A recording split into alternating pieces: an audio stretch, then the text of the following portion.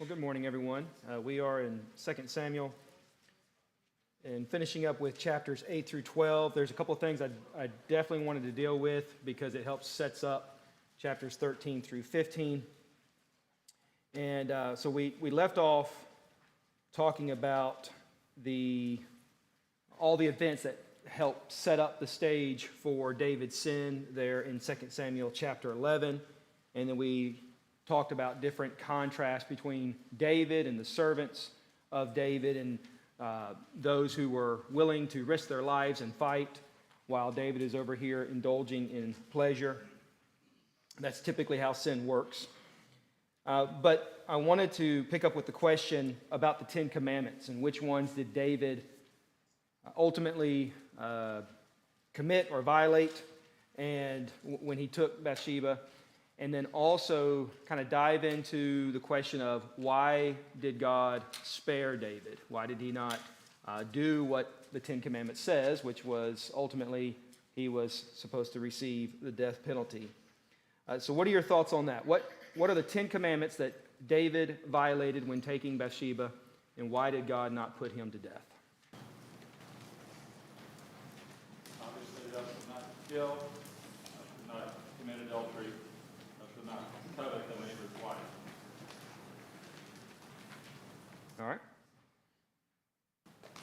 Why did God not put him to death for that?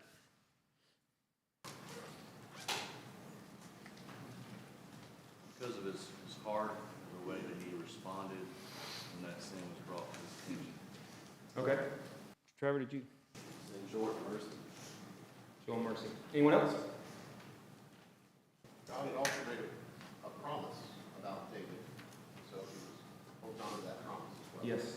So you've got all those. You've got David, who is, like Bryce said, Trevor said, he's repenting of his sins. He recognizes it. He doesn't try to justify his sin, doesn't try to blame anyone. He takes full ownership of the sin. Along with that, God has made a covenant with David that despite sin, they would be disciplined. His sons would be disciplined, but we see him now going to be part of that discipline if they commit sin. But the throne would last, and the dynasty would continue, would be an everlasting throne. But I do think it's interesting, you have Psalm 51. We get the insight to David's mind as he is recognizing his sin. He's praying about his sin and all the grief and sorrow and hurt in his heart that he deals with concerning this particular sin. And he recognizes sacrifice is not going to cut it because there is no sacrifice. It's the death penalty. That is what he deserves.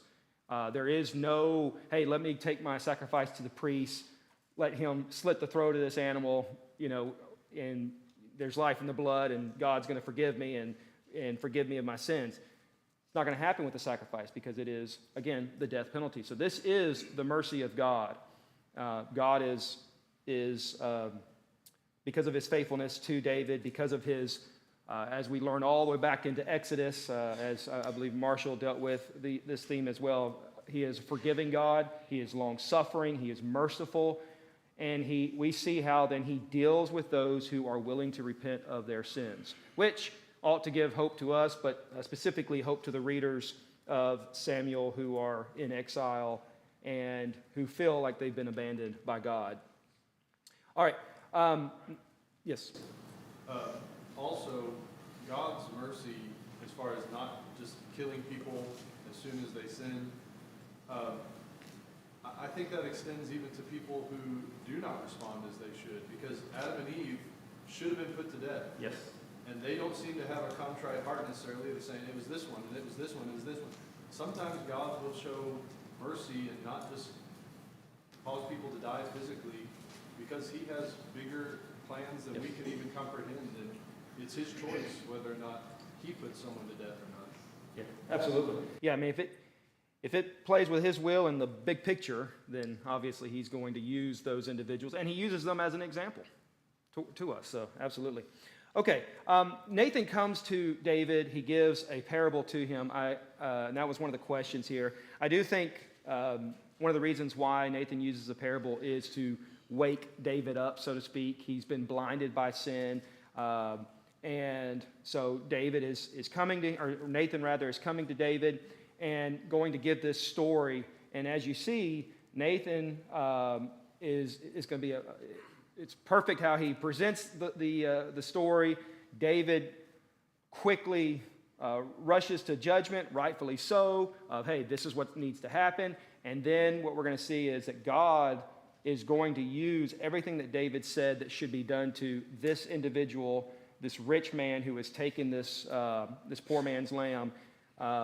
He is going to then put that on David. And so we're going to see that play out throughout chapters 13 and following. Yes, sir. Those lines, I think part of that psychology involved there is David, if you just come to David, you've done this, he might have gone defensive. Yes. But because he brought it to him in the way that he did, he went offensive in how he's going to deal with this problem, and his logic and his reasoning is kicking in versus the emotion. And then when he brings it back to, well, this was you, now he's in a different mindset. Whereas if you just come to him straight up, you've done this thing, he might have tried to, I'm not trying to say what his heart was, but I'm just Sure. saying our human instinct would be to try to protect ourselves, right? So, yes, and I do think that Nathan's use of how he presents this issue to David is something that probably we should consider as well. When we're going to people about their sin, is present it in such a way of help them to see and realize and take full ownership. So I do appreciate what Nathan is doing here.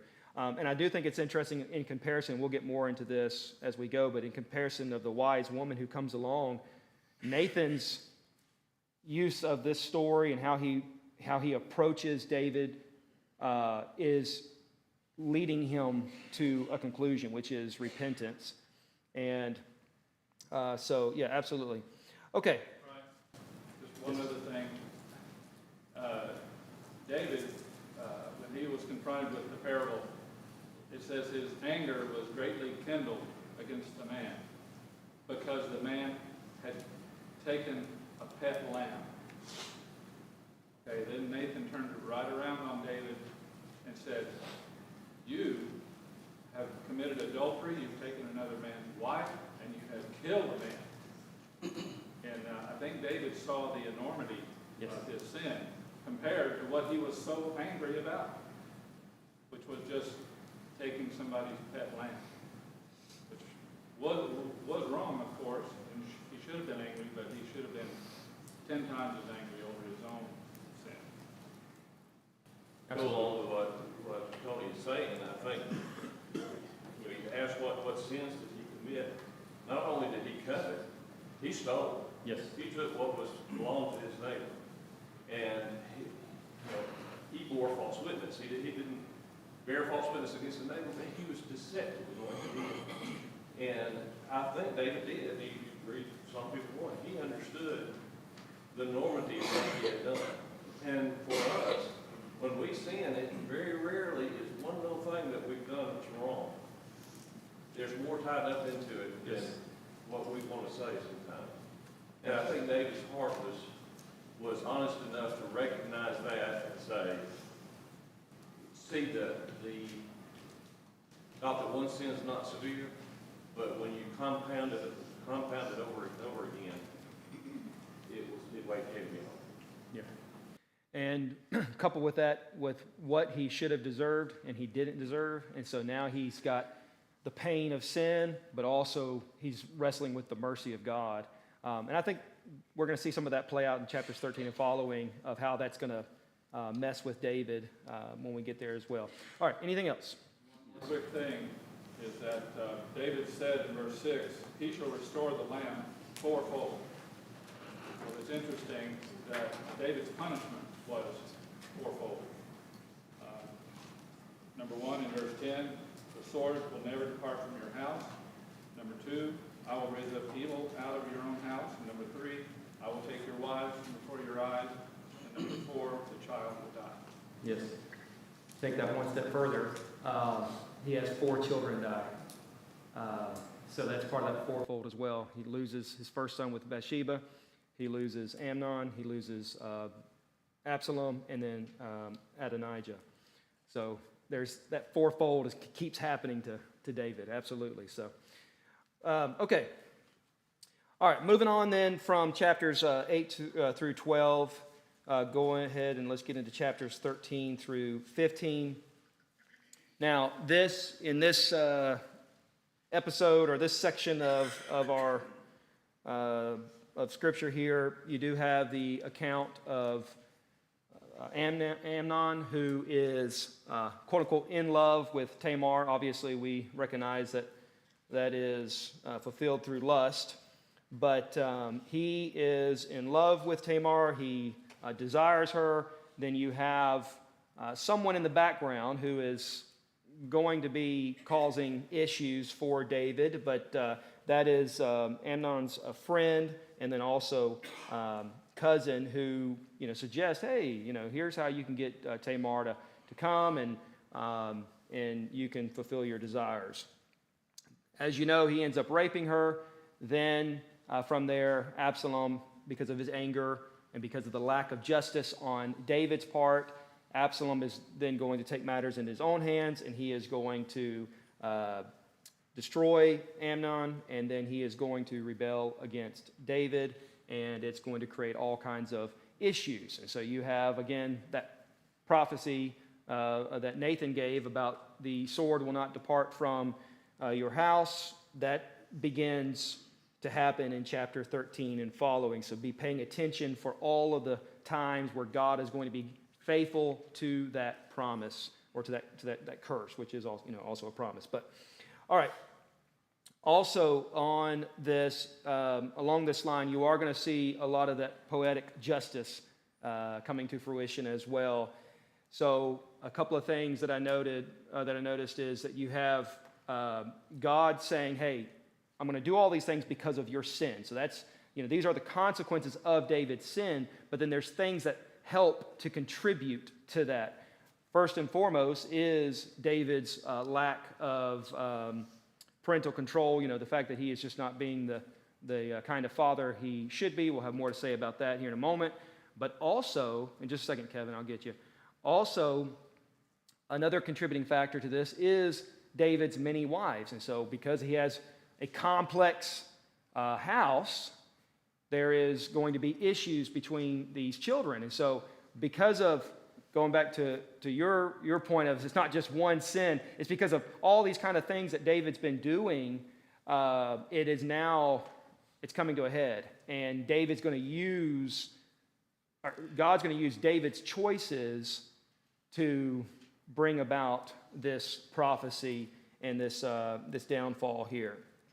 And so really what you could do is label this whole section, "You reap what you sow," because that's what's happening with David. Go ahead, Kevin. Do you think David would have rather died than have his daughter raped, than have his son rebel against him, than have another son killed? Oh, yes, I do believe that. I mean, he even says as much when it comes to Absalom. But he recognizes all of these things are the hand of God.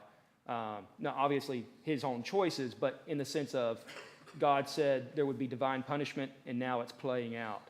And so, while there's a sense in which I think he would have liked to die, there's also a sense that he trusts that Yahweh will deliver him ultimately through this divine punishment. It's a strong statement to us that even though we may have forgiveness of our sins, there are still going to be consequences that we have to live with from the physical nature of those sins. Absolutely. Your sin will find you out, and you will have to deal with it. So, okay. Anyone else on summarizing chapters 13 through 15? Anything else that you saw that was interesting or that you wanted to bring out quickly about a summary of this section? All right. I do want to say this, too, as we're summarizing things. There is a lot of connections to Judges. We probably won't be able to bring them all out because of time, But I do want you to pay attention to that as you continue to read and study through this section, because what you find is David, because of his sin, it ultimately is going to lead to more and more sin through his children, which then is going to lead to chaos, then is going to lead to civil war, rebellion, division, all of the things that we saw wrapped up in the book of Judges. So there was something going on in Judges, and that was everyone is doing what is right in their own eyes, and it was also connected to there's no king in the land. There was no king in these days. Well, now we have a king, and now we have a united kingdom, quote unquote. And yet, it's going to lead to a divided kingdom between the tribes. It's going to lead to civil war. It's going to lead to chaos. Why? Because here's the king who we thought we needed and thought that was what the people were screaming about in 1 Samuel chapter 8. Now all of a sudden, this king is doing what is right in his own eyes, and now it has put them in a position where, okay, we're back to square one. We're back to that judge's era, time period. So, pay attention to that, because you're going to see a lot of connections between the two. I mean, you've got the biggest connections would be the rape of the Levite's concubine, and then the rape of Tamar. And it is to me amazing the amount of connections where Tamar is like, hey, no, my brother, don't do this. This is a disgrace. This is a wicked thing. Don't this should not be done in Israel. All of those things that she is saying was being said in the context of Judges with the rape of the concubine. So, in your own time, do some comparison between Judges 19 and the rape of Tamar. All right. There's also finally one other thing here to pay attention to is the ongoing theme of exile and restoration. David is going to go back into exile again. He's going to flee because of the rebellion of Absalom. Absalom is going to go into a type of exile. They're going to be restored. I say that, with air quotes here because, Absalom is going to come back, but he's not going to be able to face his father. And so he's not, even though he's restored, he's not fully restored. Then King David is going to go into exile. He's going to come back, and yet, even though he is restored as king, there's still issues. It's not that picture that we had just a few chapters ago of this united kingdom of all of Israel coming together under the reign of David. There's going to be strife between the tribes. So you've got exile, you've got restoration, but then you don't have full restoration. You don't have the picture that they really wanted. And I think that those are all going to be lessons for the readers. And so just pay attention to that as we go. All right. How does Amnon repeat his father's sin? How does Absalom mirror it? And how is Jonadab, son of Shimeah, involved in the story? Well, we see that Amnon takes advantage of his brother's sister, Tamar, and assaults her physically and rapes her, just like David had taken Uriah's wife and brought her in and committed adultery with her. Then we see Absalom, who murders his brother by the hands of others, just like David murdered Uriah by the hands of his army. Mm-hmm. And so, and Jonadab, how is he involved? He's a cousin of Ammon. He kind of gives Ammon, okay, here's how you can go about getting Tamar to come into your presence so that you can do what you want to do. Yeah. All right. Anyone want to add anything to that?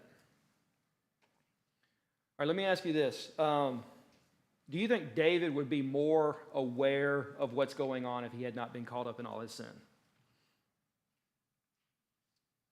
One would hope. One would hope. I mean, so far, up to this point, correct me if I'm wrong, he has shown good justice, righteousness, wisdom. I mean, all of those things. He has been the ideal king, with the exception of maybe the women that he continuously adds. But he has overall been showing wisdom. But now, all of a sudden, I think we're going to see within his household is all of that's perverted, all of that's turned upside down. He's not thinking straight, so to speak. He is going to be thinking emotionally. He's not going to be thinking objectively. You're going to see him waver on things of justice and righteousness and carrying out, what he was so willing to commit others to justice. He all of a sudden can't do so within his own household. Perhaps part of that is because it's now his children, so it hits close to home. But the other part of that, too, is that he has been weakened. I think we're going to see a weakened state of David. His authority, his fortitude, his courage, all of that has just been totally weakened because of his sin. And I think also you're going to have all of that going on, but also he is under divine punishment right now, and so he's grappling with that as well. Okay. Yes. Just want to say what you were just saying about how David has been weakened, his authority, his moral courage and all that. But I also think what was weakened in David was his sense of authority, his sense of moral authority. Meaning when he would see the wrongdoing that needed to be punished, I don't know if perhaps he was thinking in his heart, well, they might not listen to me because they know what I've done. Yes. What authority do I have? Who am I to be meting out justice, when I have been so flouted righteousness and judgment in my own case?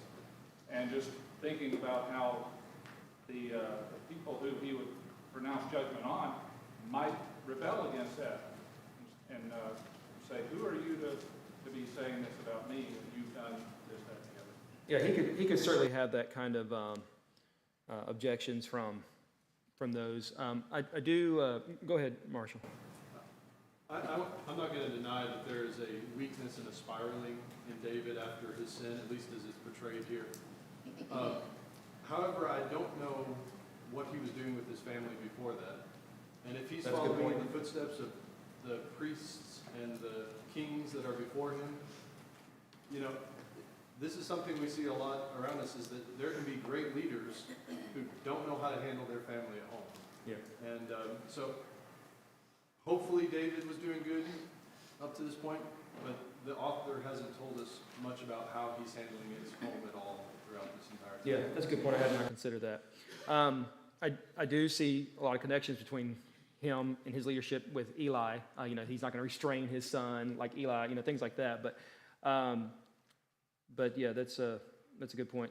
I do see with this idea of his sons repeating him, whether it's Amnon taking his sister Tamar, or Absalom and how he commits murder. You see that principle that's laid down in the Torah, where sin or the consequences of sin is going to be passed on to the generations. And so what you have is, here's David who has committed this sin. He has set an example within his household, and now his children are doing it. So I think that's the big takeaway there. Whether he was righteous with his children beforehand or not, he has certainly set an example that is now going to lead to destruction within his own home. So that is a lesson, obviously, for us on how we are to behave as men, but also as parents. Okay. How does David's failure, kind of talked a little bit about this, but how does David's failure as a father manifest in this section, and how do these failures contribute to the conflicts in these chapters? What did you see as some failures on David's part?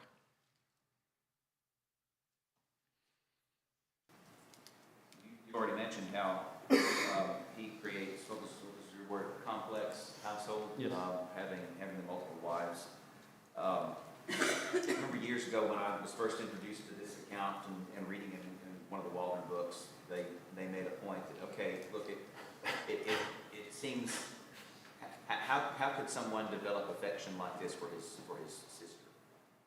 And they made the point, well, they probably didn't live in the same household. They didn't grow up together quite the same way. This would have been a little bit more like a schoolmate. So you can perhaps at least if you squint a little bit, maybe understand where that kind of affection would come from. But that doesn't happen if you have a single household. So that's definitely one way in which David has failed as a father and someone sees this sort of thing. You know, you asked a moment ago, if David knew what was going on, would he have dealt with it? I'm beginning to think not, and here's why I say that. This didn't happen. It's not like this was 20 years on after his sin with Bathsheba. I don't get the impression that it happened the very next day, but you get the impression that it happened not too far in the future, maybe a year or two. And so his son's characters have already been developing up to this point.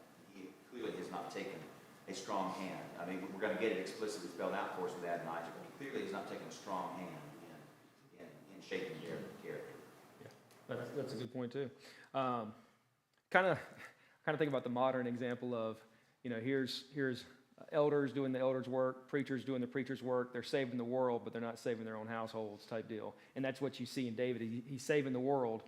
He's saving the nation, but perhaps he's not saving his own children. So what else? What are some other failures that you see? Obviously, we have the fact that he is passive toward Amnon. He does not restrain him. He doesn't defend the rights of Tamar.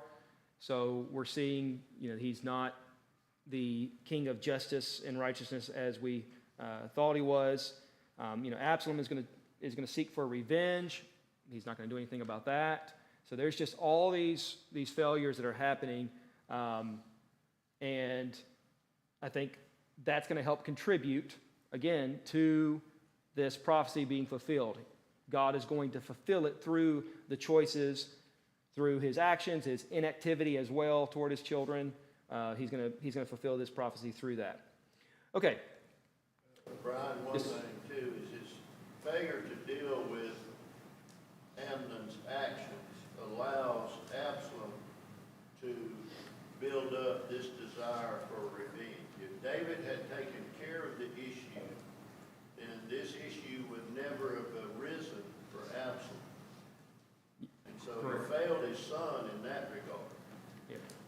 Because he allowed him to build up this anger and revenge because David did not deal with the first sin.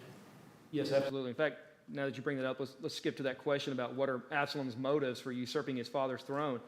I think that's part of it. Obviously there's personal ambition on Absalom's part, and there's other motives here, but one of them, at least, when he's trying to turn the hearts of Israel away from David, one of the things he deals with is, my father, he's not the judge that we thought he was, but I'm going to judge, and I'm going to judge it, correctly, and I will give you the justice that you desire. So he's automatically contrasting himself with his father, and he is putting himself in the role of, okay, I'm going to deal with issues where my father has not or does not or will not. So that's part of his motives there for taking his father's throne and getting the people to turn away from him. So yeah, absolutely. If he had just dealt with it in the beginning, as the law had prescribed, as the Torah had commanded, we would not be in this situation. So again, David's choices leading to more issues within the home. Yes, Trevor. He acquiesces on everything. Anything that anybody asks of him, then he just gives it to them. So whether it's Amnon wanting Tamar just to come and prepare food for him, or if it's going out to battle, at first he's going to go, and people say, no, it's as you wish. And so you see him just being, as you said, passive, but in every area of judgment. And I just wanted to contrast, if you look at the way God dealt with Saul versus David and their sin, there was a distinction to be made, a judgment to be exercised. These were not the same people. And so God judged differently. And that was the judgment that David was missing in the case of his sons and everyone else that he was doing. He was unwilling to step in and ascertain and make those judgments that needed to be made. Yeah. Talking about listening to the people, Absalom, urges him to, let Amnon come, and so he says, okay, fine. So yeah, you do get a sense where David, and I see that with the kids, if David is constantly giving into his kids, so going back to maybe what Marshall and Brad were talking about, he's giving in his kids, but he won't listen to other people. So when we see him in 1 Samuel as he's fleeing and his soldiers are, hey, let's kill the anointed, let's do this, he doesn't. He's not like Saul who just listens to the people, but when he comes to his kids, in this text here, he is giving into them. Kevin. A fundamental life paradigm is that truth is truth, no matter who says it. Some 5-year-old tells me I got a flat tire. It does not matter that I've been driving since before he was born. Truth is I've got a flat tire. Why did David not correct Amnon? Because Amnon would throw it back in his face. Hey, you can't say that. But if Amnon had been raised with the understanding that truth is truth no matter who says it, David might have been a little more able to say, hey, I got to do something. Perhaps, but when it's all said and done, David still had the authority and the expectation from God to carry through. But, I completely understand your point. All right. While we're on the subject of Absalom's motives for usurping his father's throne, any other motives that you saw in the text besides the fact that, hey, I'll bring justice to the table?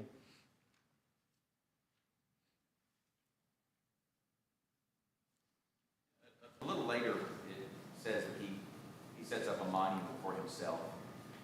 I think it's pretty clear that perhaps this business of David's inconsistent and tepid leadership, perhaps that was simply an opening that Absalom was looking for. You get the impression he's a pretty proud man. He talks about how good looking he was. You get the impression he's a pretty proud man who maybe not feels entitled, but at least is wanting to. He would like to wield power, and so I think perhaps his arrogance and ambition are certainly part of it. Yes, there's definitely personal ambition. I do see him like a type of Saul, where he's mentioned as a handsome individual, and he is like one of my questions here. How does this section portray Absalom as a king like the other nations?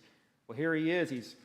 He's taken vengeance in his own, or taking matters in his own hands, which is seeking vengeance instead of seeking the legal justice or the Torah instructions on how to deal with murder and other issues.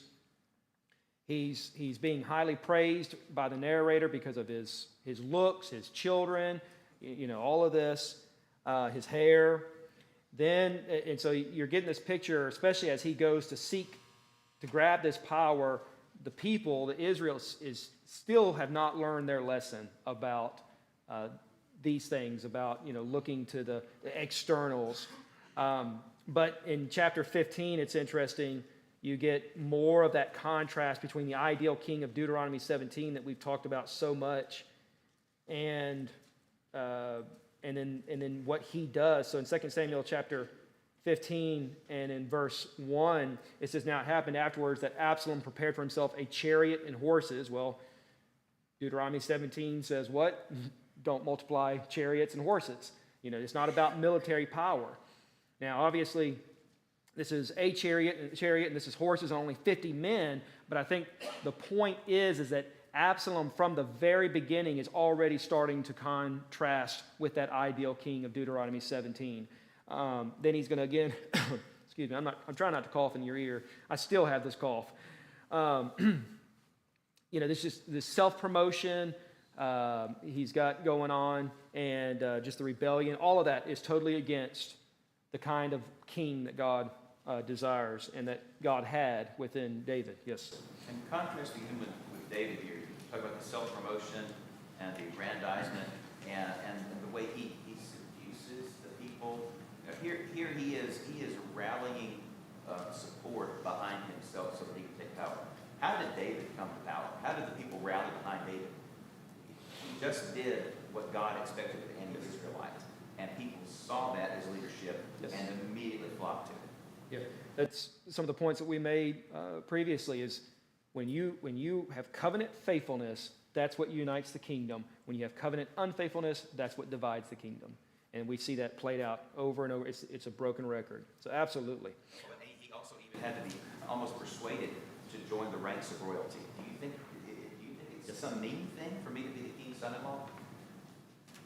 Yes, sir. And you see the division among the children, David's children. Even the narrative describes it as Absalom divided all of his king's sons. It doesn't say Absalom divided his brothers, because they don't see themselves as a family. Their households seeking power, at least some of them are, Absalom specifically. And speaking to his wanting to gain power, it doesn't seem like he would be next in line after Amnon anyway, because you have Kiliab, who's the second.